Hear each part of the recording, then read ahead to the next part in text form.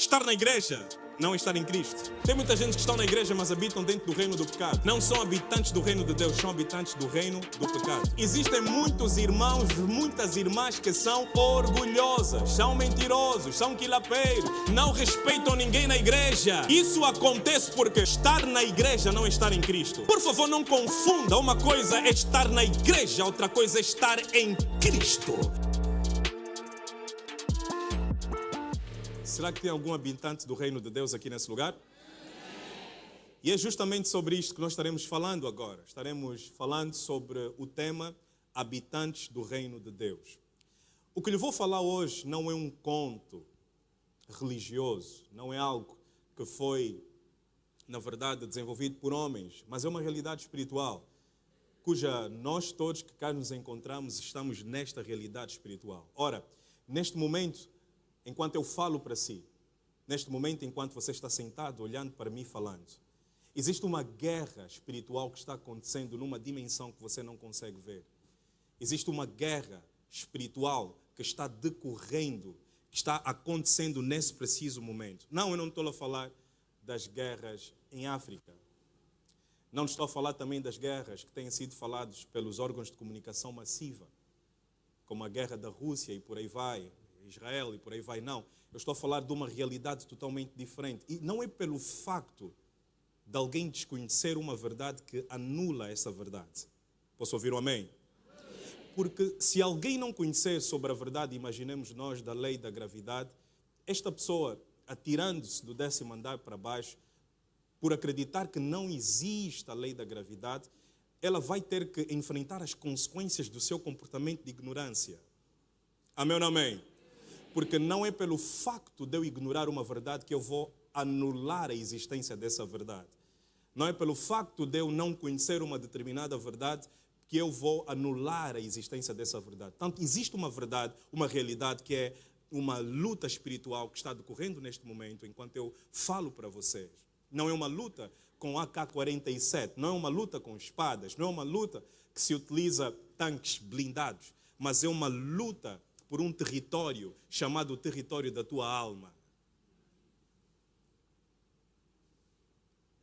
É uma luta que senhores invisíveis, dos três, existem 2 deles, que são senhores malignos, que desejam também agarrar a tua alma para poderem controlar o teu destino, para poderem controlar a tua história, para poderem, de certa forma, destabilizar o teu presente, para poderem destabilizar igualmente o teu futuro. Portanto, enquanto eu estou aqui a falar consigo, eu gostaria que você soubesse que não há neutralidade nessa guerra. Estamos todos imersos nesta guerra. Não há seletividade nesta guerra. Todos nós fazemos parte. Não há uma zona de conforto dentro dessa guerra. Neste campo de guerra, a eternidade da tua alma está em jogo. Será que eu posso ouvir um amém?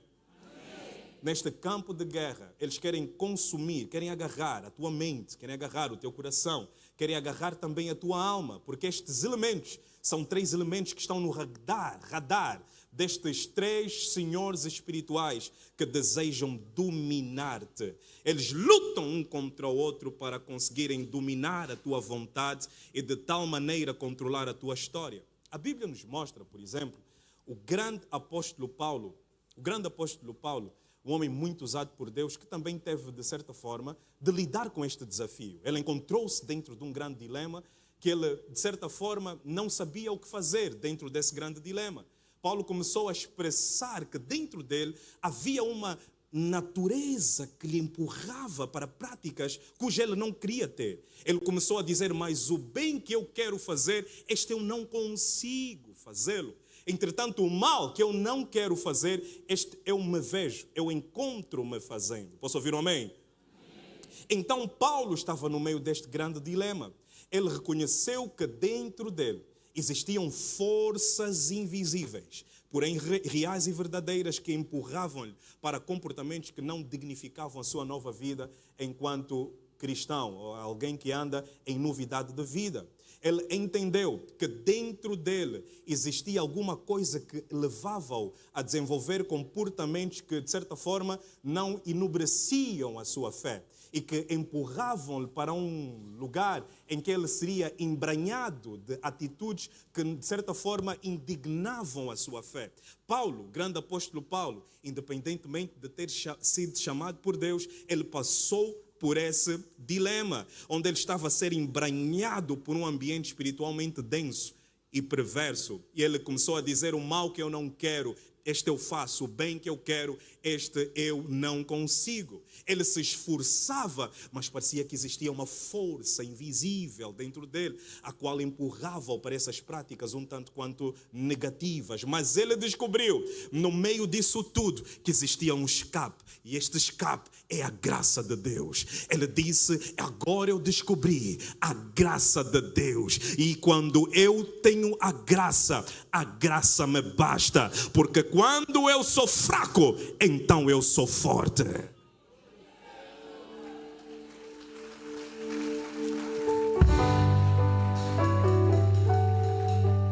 Paulo conseguiu entender que o segredo da sua força não vinha do título que ele tinha, nem da história que ele tinha, muito menos do facto dele ter sido chamado como apóstolo. Mas ele conseguiu compreender que o segredo da sua força vinha da graça de Deus. Portanto, era a graça pela graça, graça e com a graça. Sem a graça, ele dizia: eu não consigo fazer absolutamente nada. Esse comportamento que Paulo estava a ter é um comportamento que expressou, ecoou humildade. E a humildade é algo que é gerada pela dependência. Você já viu aquelas pessoas que são muito humildes enquanto são dependentes?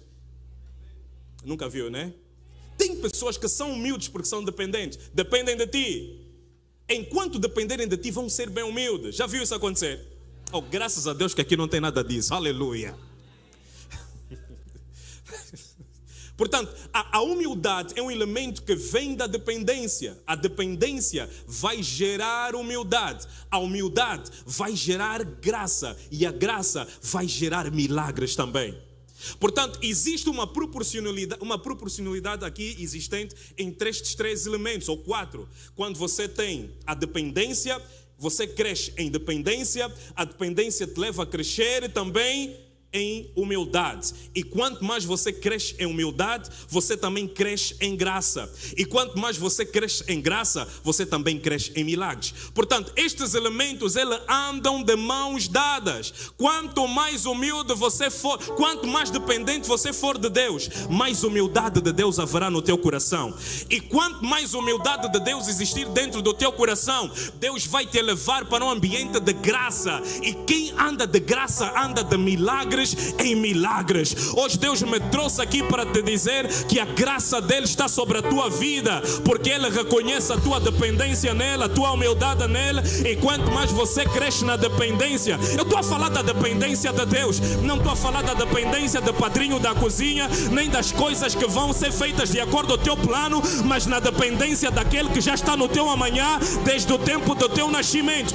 Antes de você nascer, Deus já estava no teu amanhã.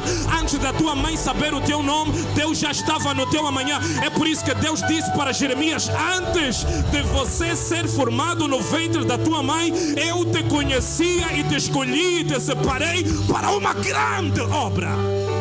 Será que tem alguém que está dependente desse Deus aqui hoje? Oh, levanta a tua voz e diga: eu estou dependente de Deus.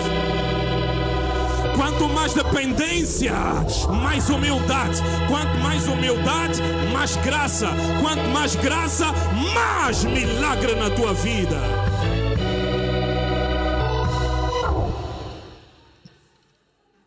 Diga glória a Deus. E o mesmo também acontece do ponto de vista contrário. Quanto menos dependência também, pastor Jorge, menos humildade. Quanto menos humildade também, menos graça. Então tem pessoas que vivem numa desgraça porque são orgulhosas. E por favor compreenda, isso existe também aqui dentro do nosso meio. Existem muitos irmãos, muitas irmãs que são orgulhosas, são mentirosos, são quilapeiros, são caloteiros. Mas estão aqui no nosso meio, não respeitam ninguém na igreja. Isso acontece porque estar na igreja não é estar em Cristo.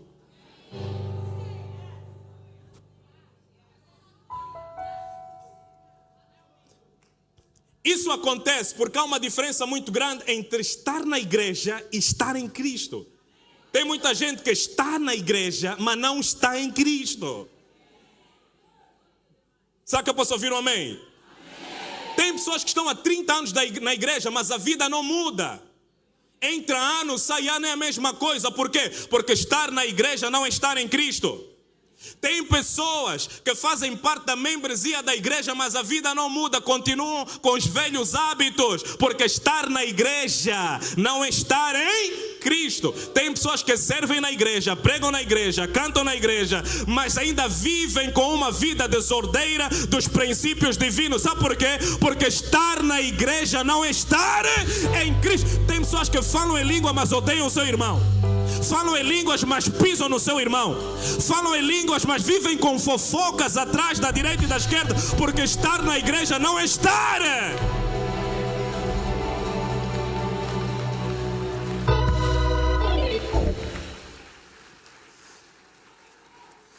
Por favor, não confunda. Uma coisa é estar na igreja, outra coisa é estar em Cristo. E Jesus tivera dito assim: é importante que o trigo e o joio cresçam juntos, mas estar junto não é estar misturado.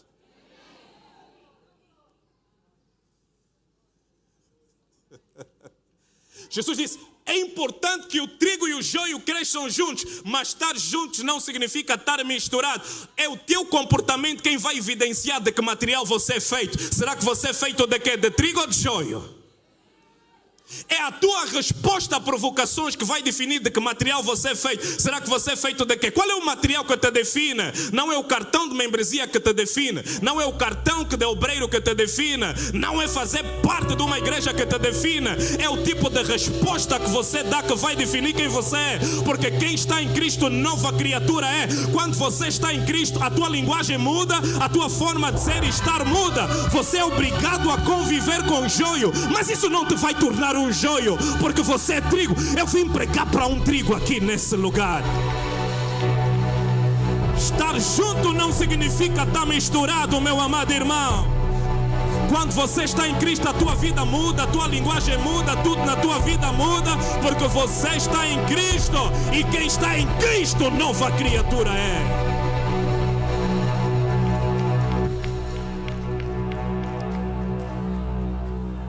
Quata no teu irmão e diga: eu estou em Cristo. Ei. E sabe o que a Bíblia nos mostra? De pessoas que estão na dependência. A Bíblia nos fala que Deus resiste aos soberbos, aleluia, mas Ele dá maior graça aos... Aqui não estão a falar bem. É o de Deus resiste aos soberbos, mas Ele dá maior graça aos... Eu não estou ouvindo bem, eu vou aqui no meio. Deus resiste aos soberbos, mas Ele dá maior graça aos...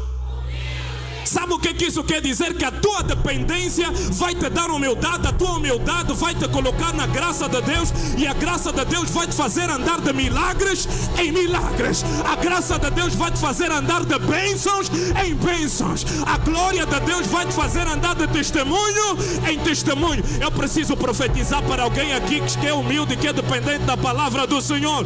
Nos próximos dias você andará de bênção em bênção, de milagre em milagre, de testemunhos em testemunhos, de glória em glória. Ou alguém levanta a sua voz e diga: eu sou dependente do Senhor Jesus Cristo de Nazaré.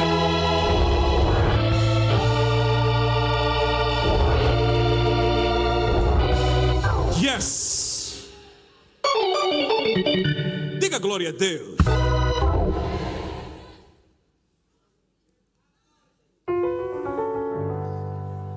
Estar na igreja não é estar em Cristo. Tem muita gente que está na igreja, mas habitam dentro do reino do pecado. Não são habitantes do reino de Deus, são habitantes do reino do pecado. E a Bíblia nos mostra no livro de Romanos, capítulo número 6, a falar amplamente sobre o reino do pecado. Não reina o pecado em vosso corpo mortal, para lhe obedeceres em suas concupiscências. Então, a Bíblia está a mostrar aqui que o pecado é como se fosse ou fizesse parte do reino de um rei. O rei que tem um reino pecaminoso. A Bíblia nos apresenta aqui o pecado como uma espécie de reino, e onde ele reina, onde ele entra, ele também exerce controle, ele exerce domínio, ele consegue controlar os desígnios e a vontade da pessoa ou do ambiente onde ele se encontrar.